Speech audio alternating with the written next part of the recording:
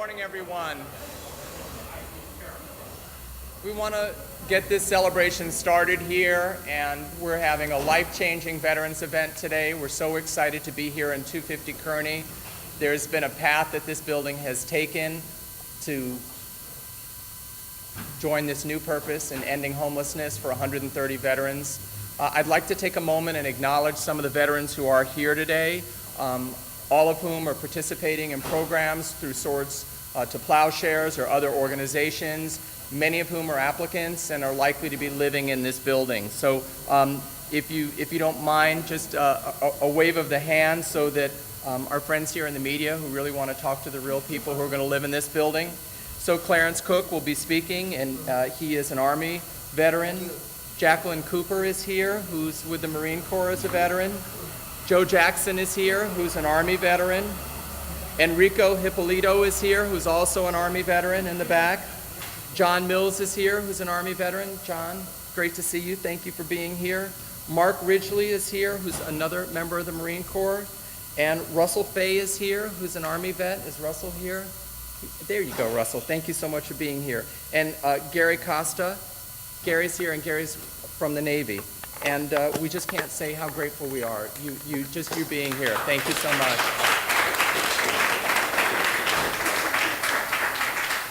So with that, we have a few speakers, and most important is our mayor, because this building would not have happened without the mayor placing $800,000 in the budget to match the HUD VASH that you'll be hearing about. Thank you, Jacqueline. Give him a round. Let's give the mayor a round of applause. Thank you. It was one of the major initiatives in the budget, and this building would not happen without him. Our mayor, Mayor Ed Lee. Bevan, thank you very much. Welcome to the new home of 130 vets. This is wonderful. This is wonderful. Well, Bevan, I want to say thank you to you. You've been pursuing this project for a long time, complicated project, one that we had involved so many different agencies. I'm very grateful to your work. You've really shown what a director of hope can do for this city. And to the Board of Supervisors, I know Board President David Chu is here, and we worked very closely together on this legislation and got the entire board to say a big yes to getting this done. 130 additional units. It does not yet end chronic homelessness, but we're very, very close. To HUD, I want to say again, Ophelia, thank you for your wonderful support.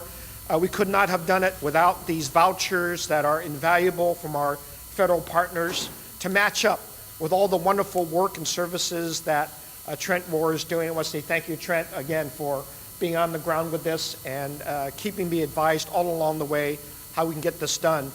To our housing authority as well. I know if Barbara's here, but I want to say thank you. She and HUD worked together to make sure we got these additional vouchers. Really great thanks to our veterans, County Veterans Office, and to our veterans advocates. Bobby, you've been so thorough in your efforts to do everything we can, from mental services to job placement. You inspire us to do even more, and we're delivering more. Ladies and gentlemen, I also want to say thank you to the numerous agencies, particularly Swords to Plowshares, that continues to work very closely with us. They are truly an organization that's on the ground in the community, working with every single veteran and making sure that they have not only hope, but that every time we see them, we advancing in the services and the support. As I was participating to the Veterans Day Parade yesterday, I could literally see a lot of people who were very happy to see things going their way a little bit more. On the job front, that we're really recruiting veterans through our portals and through our job recruitment, that they're feeling the success of the city involves them as well. But one of the hardest things to do is get housing. That's the most expensive, challenging thing in our city of San Francisco. And I want to just give a personal thanks to Sam Patel, who's the owner of this building. You've been a marvelous partner in this. I know it hasn't been easy to rehab, and I think Randy Shaw and others know who are experts on SROs, particularly in communities like this, in areas adjacent to downtown, in the Tenderloin and South of Market. It's really hard to get SROs. They could be attracted to so many money-making ventures that they would have to actually make a very long-term partnership with the city in order to open this up and rehab it in the right way. A lot of trials and tribulations in this particular building, even with our own city agencies, to get aboard to make sure that we got this done in the right way. But look at the results. The results is we are closer to our veterans community, closer than ever to ending chronic homelessness in San Francisco. This is probably the second of two major projects, and I think we'll have something to announce, Bobby, maybe early next year, that really brings us home to the goal that we had joined with President Obama to say we are going to be part of a national effort to end chronic homelessness.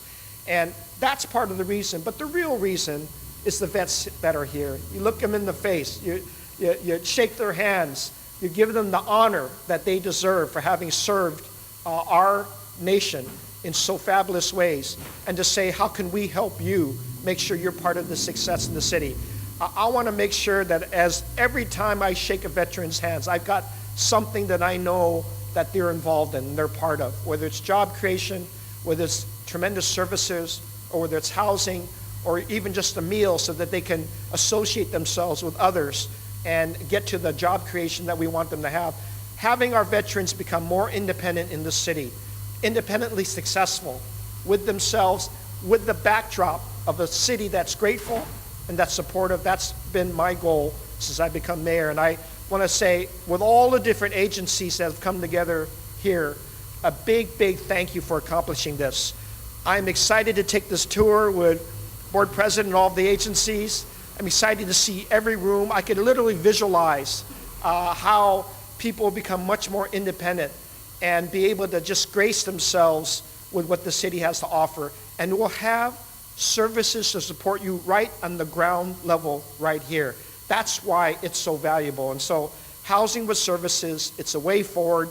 But let's go to work. Let's get more of here. By the end of the year, this place will be filled. But before that even gets filled, we're on to the next project. And I'll tell you right now, we've got a lot of partners in our community, in our business community, as well as in government, working together with Swords to Plowshares and all the nonprofits to get this goal done, to make sure people know that this city is for the 100% and it's for everybody. Thank you very much.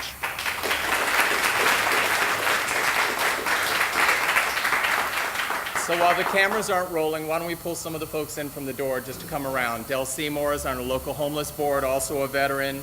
And the mayor referred to Swords to Plowshares, and I want to share that Tremicia Garner is here, one of our colleagues from Swords to Plowshares, and in August we did a registry week, very similar to our homeless count. And so groups went out with Salvation Army, Swords to Plowshares, city employees, and counted over 400 homeless veterans, and that's really the population that we've been able to identify, and so we're so excited about that. Our next speaker is Clarence Cook, and he's someone who has been very visible in this effort. Clarence was the first participant in the Safe Haven, and because of the leadership of the mayor, HUD identified that this was the city, HUD, and the VA to have a safe haven in. And so at 420 Eddy Street, we now have 20 units of housing to assist veterans who have substance issues or alcohol issues to get clean enough and to be able to be successfully housed. And Clarence has not only come forward when the first story was written about this building, he's testified at the Board of Supervisors. Someone very important in his life is here. His fiancée Lynette is here, and I want to acknowledge her. And she let me know what an important role she's had in Clarence's progress. So with that, Clarence Cook, please come and join us. Thank you.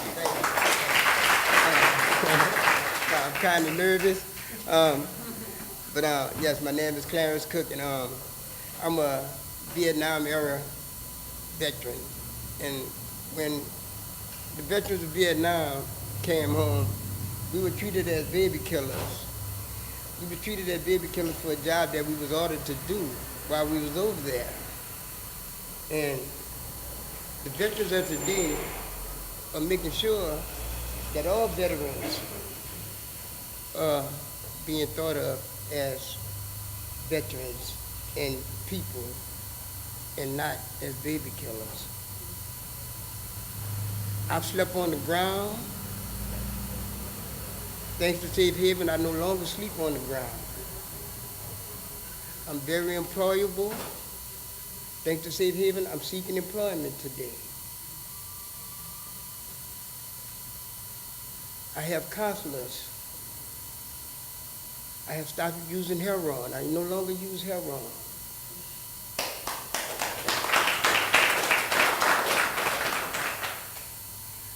I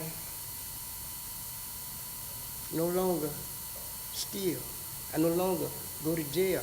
I spent from 1981 to 2011 in and outside of prison walls. I worked in a prison in Louisiana where I worked out in the field. I did 2 years and 11 months on a 4-year sentence, and I only made 2 pennies a day. And I had to put one of them in the inmate welfare. I no longer have to live like this because of Safe Haven, because of Sword the Plowshare, and because of my beautiful fiancée. Please, I'm very humble today. I appreciate the opportunity that y'all have given me, the mayor, the Sword the Plowshare, the supervisors, have given us an opportunity to get our lives back together. And I'm very grateful and thankful for that opportunity. And this all is happening at the right time because it is Veterans Day, you know? And this is a great monument to Veterans Day. Thank you very much.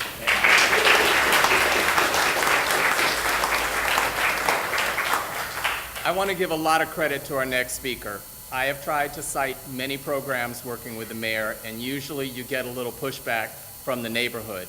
And in this case, we're fortunate to have the president of the Board of Supervisors as the supervisor for this neighborhood.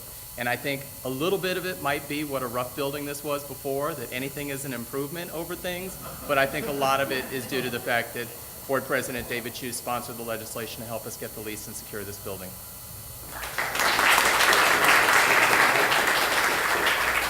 Thank you, Bevan. Thank you, Mr. Mayor.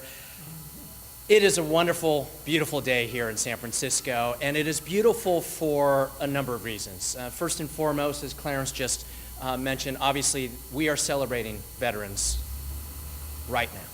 And San Francisco is a city that has always stood for peace, but we have not always remembered those who have sacrificed to keep our peace.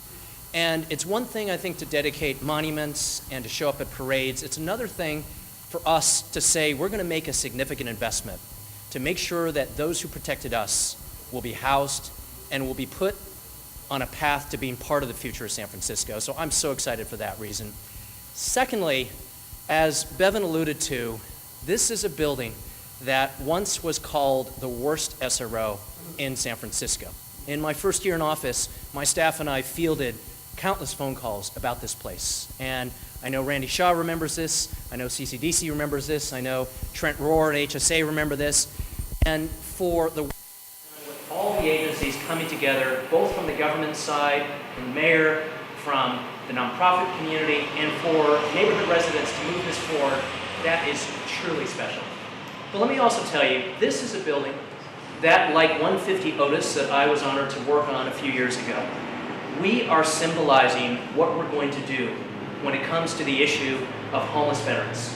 I think San Francisco, we're going to lead the way in heeding President Obama's call of ending homelessness by the year 2015, and we can only do that as a community. When Dale Seymour comes together with our housing advocates, when we have HSA coming together with our Veterans Administration, when the mayor comes together with the Board of Supervisors, we are moving things forward, and I cannot be more delighted that here on this Veterans Day, we're here moving forward our veterans in a significant way to make sure that San Francisco remains not just a symbol of what it means to stand for peace, but we are a symbol of what it means to take care of those who keep our peace. Thank you so much.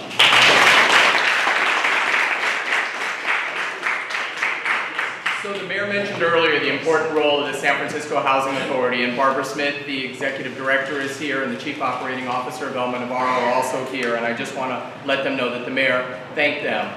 About 7 months ago, we were in Washington for the 25 Cities Initiative. As the mayor said, we're one of 25 cities that's committed to end chronic veterans homelessness by the end of 2015, and truly to end veterans homelessness. But at that meeting, we sat at a table and we talked to this official from the federal government and said it's so difficult in this housing market to give an individual veteran a voucher and expect them to be successful when they're competing against people with higher credit scores or greater income or any of the things, a better rental history.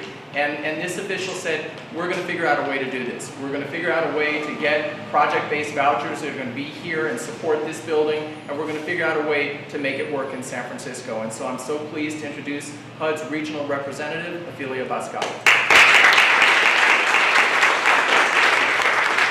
Thank you, Bevan. And those of you who know Bevan, how could I say no when he had me cornered at a table and said, you got to help us figure out how to make this happen. So I'm so pleased to be here today, and this is just such a testament of what happens when you work in a collaborative way. And I really, that HUD's contribution to this is about $1.75 million of rental assistance is tied to these HUD Bash vouchers. Those vouchers not only will serve the first residents who move in, but they will be permanently here for everyone who moves in after these residents move on. And really it is the leadership and the collaboration in this city, from the mayor's office to the Office of Housing, the Housing Authority, and of course, Swords to Plowshares has been noted, and the Veterans Administration, how closely we work together. And of course, this doesn't happen without a leader and someone like Bevan Dufty, who has been such a leader in this program. So, it's been mentioned this is 130 units. It's a wonderful addition to the city. It is the second project-based voucher program that we've done in San Francisco for veterans. And as the mayor said, we've got more coming in, so that will be a fantastic trajectory. The President has put down a marker to end veterans homelessness by 2015 and all homelessness by 2020. We've had the national point-in-time count, which measures the number of homeless individuals.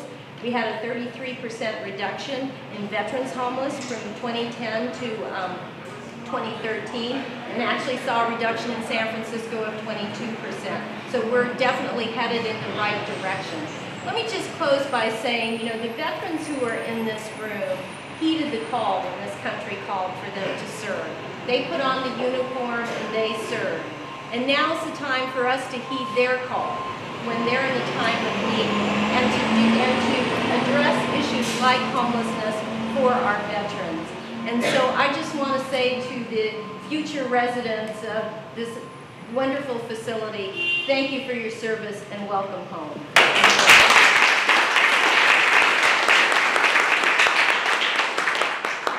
When the mayor thanked Sam Patel, one of the things that's important to know is that there were 8 other entities bidding on master leasing this building, including a university and a technology company that wanted to house their employees because it's so difficult to do. And so I just want to underscore that this would not be possible without Sam's dedication to working with the city and helping to end homelessness, and we appreciate that.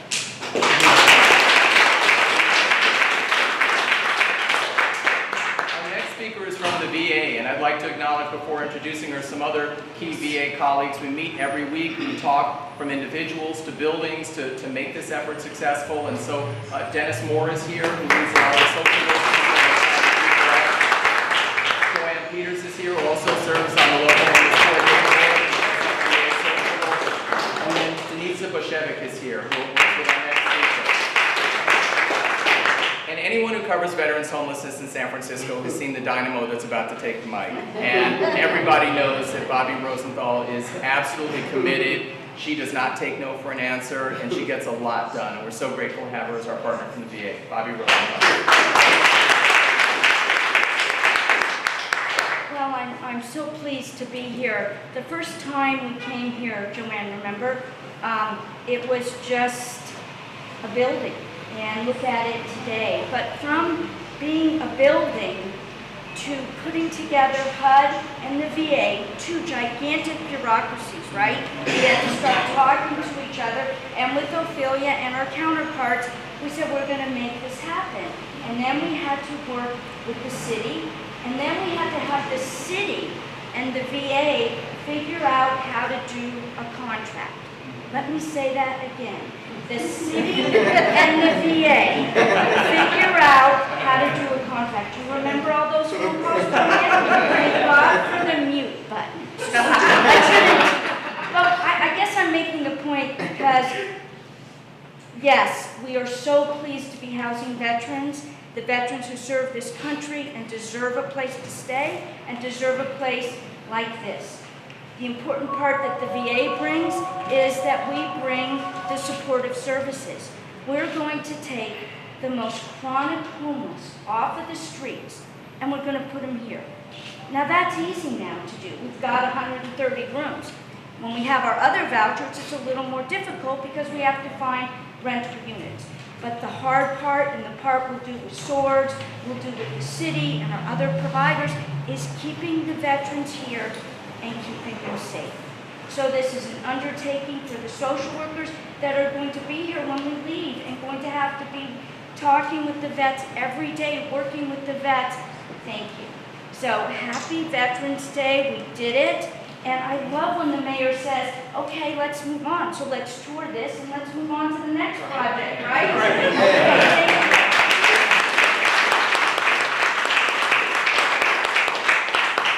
We have one final speaker who's going to wrap it, but I'd like to just acknowledge a couple of other people who are here.